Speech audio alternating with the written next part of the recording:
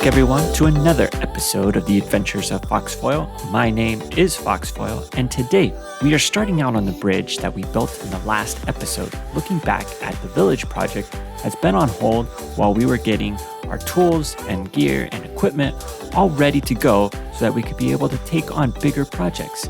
I'm really excited because today we are actually going to do a lot of progress on the village and getting it transformed into our new villager area.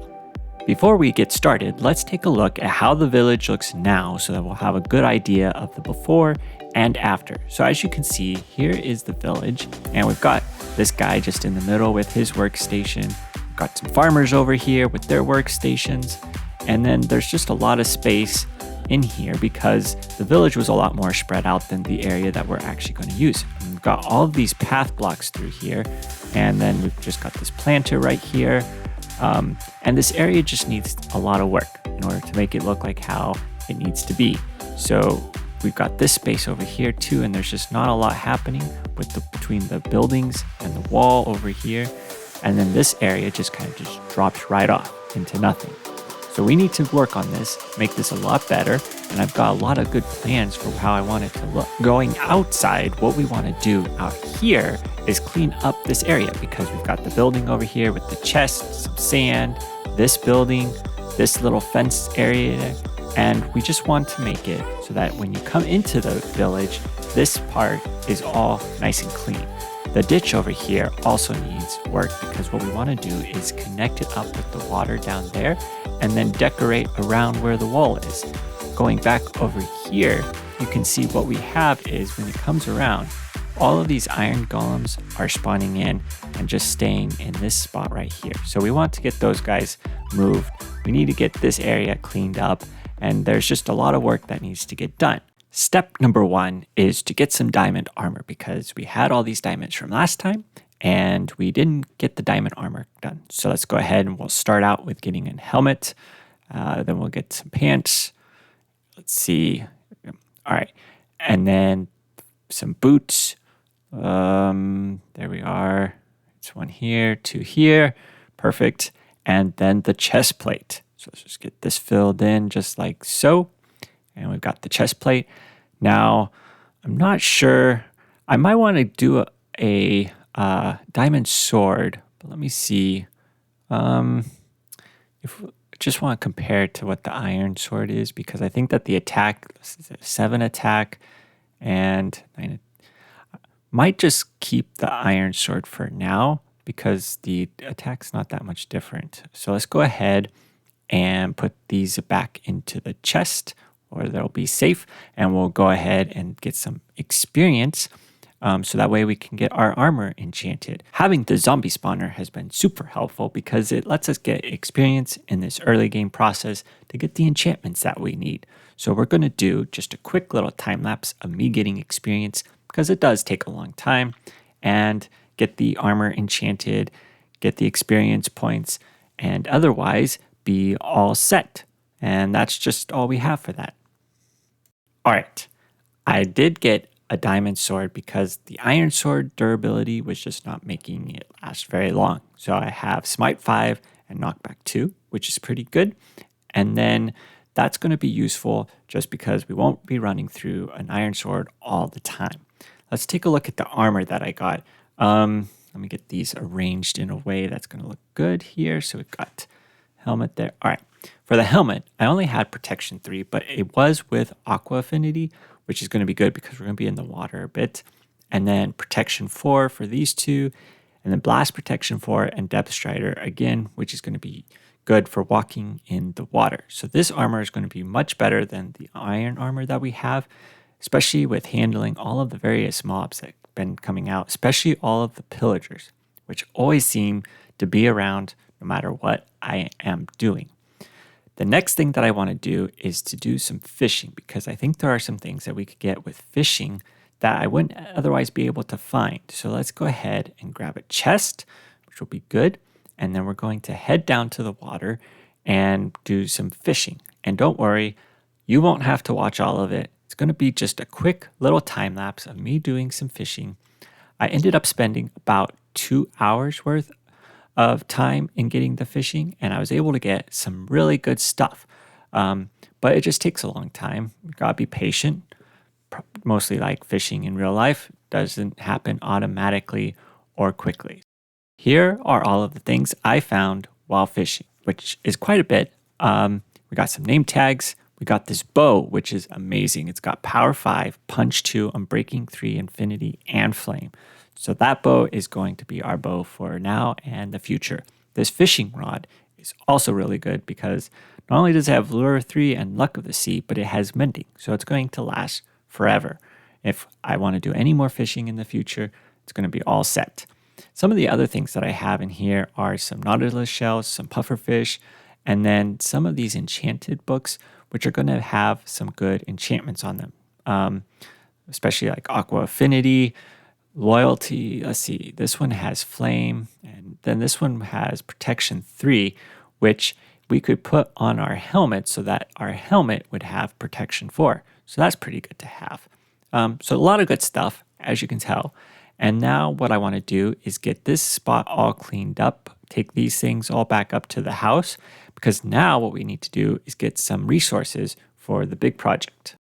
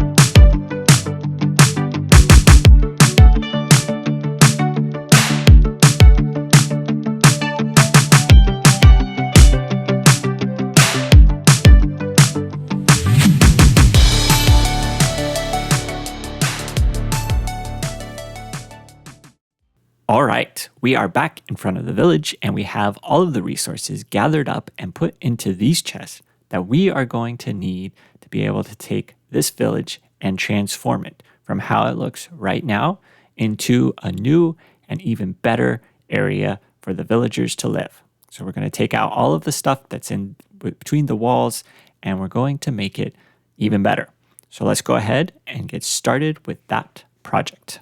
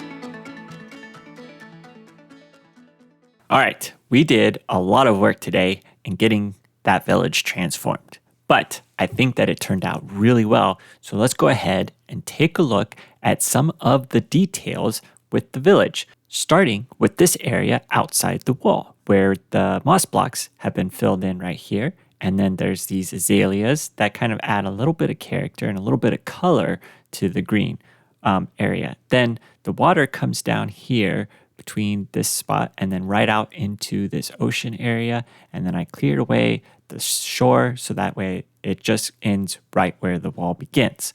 So I'm pretty happy with that. Then if we come over to here, you can see this whole area has been cleaned up. I removed the houses and the path blocks. I moved the house that was up there.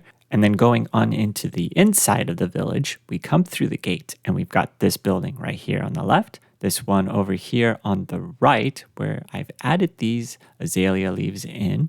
And then we've got this farming area. So it's mostly wheat. There used to be carrots, but the farmers have replaced it all with wheat. And then if we come over here, let's go ahead and take a look on the inside. It's pretty basic. I've got this little fireplace kind of, and then the beds and the ceiling, but there's nothing special on the inside. For the stable over here, we have these two spots for horses, and then we've got this little fenced-in area, which has been taken over by the iron golems, these two, and they're just going to take that spot. But let's go back out to the village, and then we'll go to the center where I put this fountain in, and it's pretty basic. There's nothing really detailed about it, but I like how it kind of ties the center together. And then over here, we have a blacksmith with the smithing tables and two blacksmiths who are working in this spot. So if we come back, you can see I added that little chimney that comes up above where the smithing area is, which is just a nice little detail. If we go out through this gate, we can see some of the work that I did in taking out the houses that were here and replacing the sand area. So it's just a kind of basic, natural looking spot. And then out through this gate, eventually what I want to be able to do is have this bridge where there's a dock area just kind of going along here. And I want to take out this dirt, which is just kind of floating in the water right now.